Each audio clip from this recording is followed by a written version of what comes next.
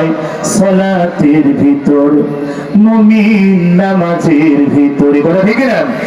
মুসলিম হয় না জন্ম নিলে মুসলমানের ঘরে, কাফের মুমিন পার্থক্য হয় সালাতের ভিতরে।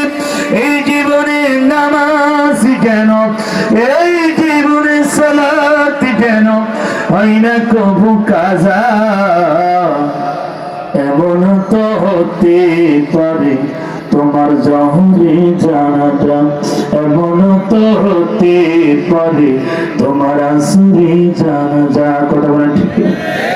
বলেন তোলাগুলো ইলমি ফারিদাতুন আলা কুল্লি মুসলিম।